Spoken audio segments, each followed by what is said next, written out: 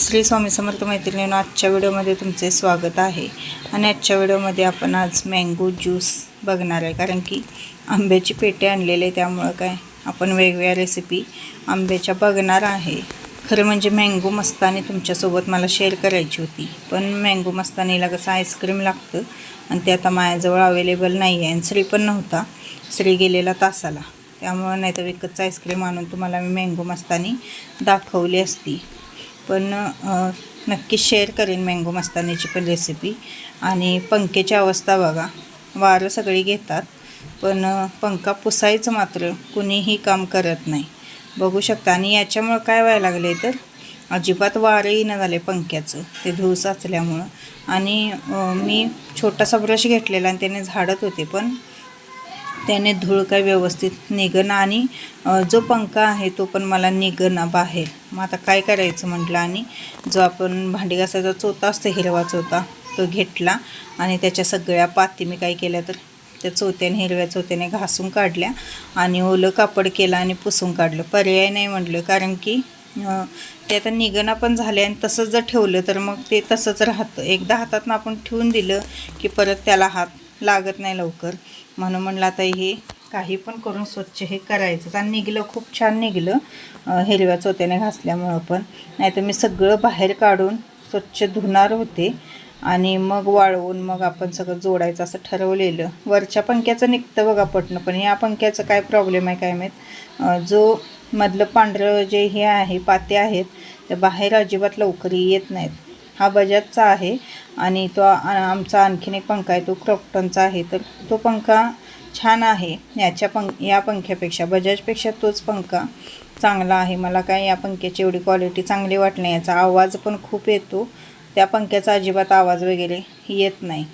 मग ओल्या फडक्याने सगळंच पुसून काढलं आणि सगळंच हिरव्या चोथ्याने मी घासून काढला पूर्ण पंखा, आणि पाठीमागचा जो भाग आहे तो सुद्धा घासून काढला आणि एकदम नवीन करकरीत पंखा आपला तयार झालेला आहे। आणि पुसल्यानंतर इतकं छान वारं येतं पंख्याचं, काय विचाराय नको, एवढं मस्त वारं येतं। आणि धूळ साचल्यावर काहीही करा वारंच येत नाही त्यातनं, आणि एवढं गरम होतं संध्याकाळी। 2 पंखे चालू असतात आमचे तरीसुद्धा म्हणजे झोप लागत नाही, 2, 2:30, 3च्या दरम्यान तर एवढं गरम होतं काय विचाराय नको। आपोआपच जाग येते आणि अशा धारा लागलेल्या असतात, पंखे चालू असून पण असं पूर्ण घाम गळत असतो। मी तर एकदा सगळं अंथरून काढते आणि सरळ फरशीवर झोपून देते, फरशीवर झोपते किंवा पूर्ण अंगातनं सगळ्या पाणी ओतून येते गार पाणी आणि मग झोपते, तेव्हा कुठं तर जरा झोप लागते। पाणी ओतून आल्यानंतर पण 5 ते 10 मिनटात सगळं पाणी ते वाळून जातं, म्हणजे इतकी गरमी आहे। आता मे महिना संपूसपर्यंत हे असंच असणार आहे, नंतर जून चालू झाला की थोडंसं मग पावसाचं वातावरण होतं। आत्ता पण दुपारनंतर थोडंसं ढगाळ वातावरण होतं, पण पाऊस काय पडत नाही। आणि बघू शकता तुम्ही पंखा किती छान क्लीन झालेला आहे। आणि कुठली पण वस्तू स्वच्छ असली की वापरायला आणि बघायलासुद्धा खूप छान वाटते, आणि जर त्याच्यावर धूळ साचलेली असली तर त्या म्हणजे वस्तूकडे बघू पण वाटत नाही। आणि आपल्याला वाटतं की बाबा एवढं घाण झालेलं नाही, पण ज्यावेळी आपण स्वच्छ करायला घेतो त्यावेळी कळतं की त्याच्यावर किती धूळ साचलेली होती। आता ज्यावेळी मी हे स्वच्छ करायला घेतलं त्यावेळी मी बघितलं पूर्ण असं काळं काळं पाणी सगळं निघलेलं होतं। आणि हे टायमिंग होतं ते संध्याकाळचं होतं, संध्याकाळी मी दिवा अगरबत्ती केली, सगळं घर लोटून काढलं आणि मग त्यानंतर बसलेले होते मी स्वच्छ करायला।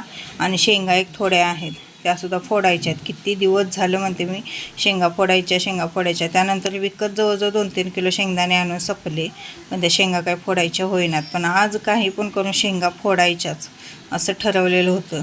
आणि शेंगा कशा झालेल्या आहेत, त्या खूप बुटक्या शेंगा आहेत, त्यामुळं त्यातनं दाणं कमी निघतात आणि फुलपटच जास्त निघतात, पण आहे ते फोडायला तर पाहिजे। बघू शकता तुम्ही आता फुलपट्यांचा ढीग पडतो बघा, पण शेंगा मात्र त्यात थोड्याशाच निघतात। एवढं पातेलभर शेंगा निघल्या आणि फुलपट मात्र निघले असेल पिशवीभर, कारण की सगळ्या पोचट झालेल्या म्हणजे पोकळच आहेत शेंगा, अशा भरीव नाही आहेत। भरीव शेंगा असत्या तर जवळजवळ मला वाटते 2 किलो शेंगदाणे पडले असते, पण शेंगा तशा नाही आहेत। मग TV लावली आणि रामरक्षा लागलेली होती संध्याकाळच्या TV वर, आणि ते ऐकत ऐकत मी इकडं शेंगा फोडत आहे। हे गेलेले दुकानात आणि श्री पण गेलेलं आहे त्यांच्यासोबत, कोणच नाही. आणि असले शेंगा फोडायचं किंवा निवडानिवडीचं काम असतं किंवा काय असतं ते सगळं मलाच करावं लागतं. कुणीही हात लावत नाही. जरी आलीत तरी पण बघत बसतील, पण कुणी फोड वगैरे लागणार नाहीत, कारण त्यांना ते किचकट काम वाटतं. पण बायकांचं कसं असतं बघा, किचकट असून दे आणि कसलं असून दे, त्यांना ते काम करावंच लागतं. अजून स्वयंपाक मला बनवायचा आहे. आधी हे सगळं आवरून घेते, कारण हे एकदा ठेवलं की मग तसंच राहतं. आणि ऐनवेळी मग कसं होतं, शेंगा आहेत त्या पण सगळ्या किडून जातात. आणि त्यानंतर स्वयंपाक बनवला, काही नाही, साधी सिंपल शिकरण बनवलं, म्हणजे आमरस बनवला. आणि आमरस का आम्ही मिक्सरला वगैरे लावत नाही, रवीनेच घुसळतो.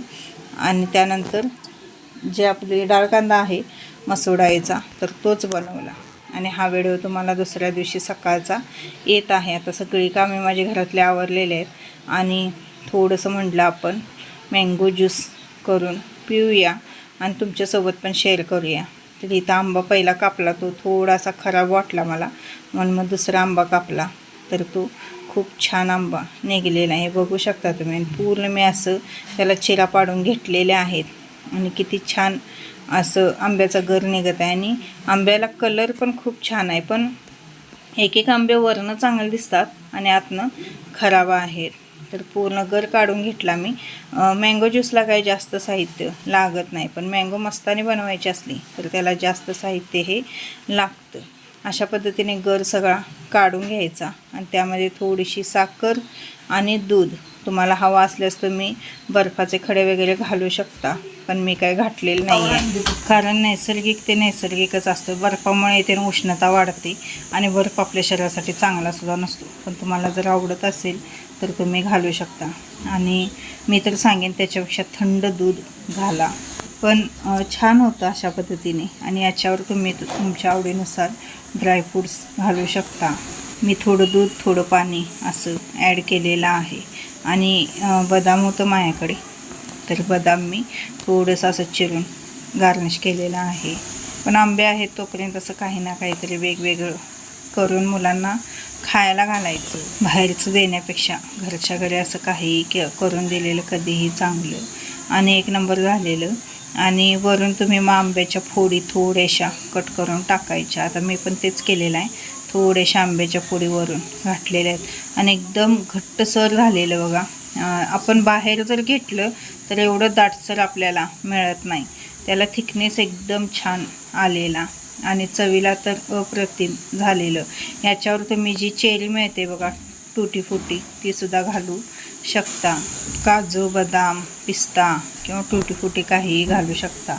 मी काही दुसरं घातलं नाही, एकच बदाम होतं तेवढं घातलेलं आहे. पण दाटसरपणा बघा किती आलेला आहे आणि किती छान थिकनेस आलेला आहे. अशा पद्धतीने नक्की ट्राय करून बघा. मँगो शेक खूप छान होतो बघा आणि काही जास्त साहित्य पण लागत नाही.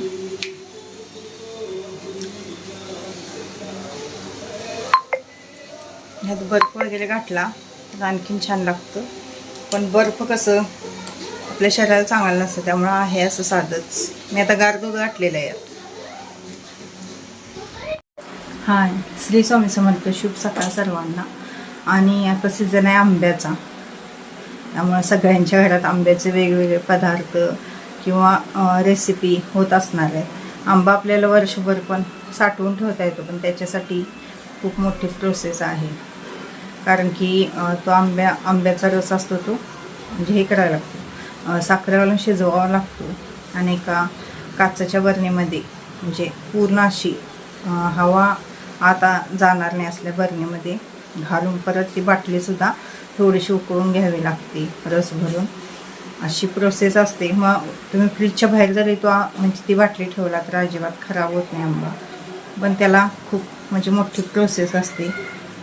आणि आज मी तुम्हाला दाखवलेला आहे मँगो शेक असा वाटला. आणि आपल्याला मँगो मस्तानी पण बनवता येते, पण त्याच्यासाठी आईस्क्रीम वगैरे लागतं आणि आईस्क्रीम नाही आहे माझ्याकडे, नाहीतर मँगो मस्तानी पण तुम्हाला दाखवली असती.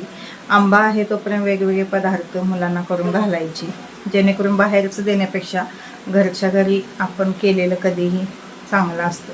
त्यामुळे आंब्या सीझन आहे तोपर्यंत वेगवेगळे पदार्थ करायचे आणि एकदम पेटी आणली की आपल्याला सगळे पदार्थ करून खातासुद्धा येतात. मँगोचा शिरासुद्धा खूप छान होतो करून दाखवेन मी ती रेसिपी पण तुम्हाला. आणि आजच्या व्हिडिओमध्ये मी तुम्हाला मँगो शेक दाखवलेला आहे. कसा वाटला काय वाटला ती नक्की सांगा.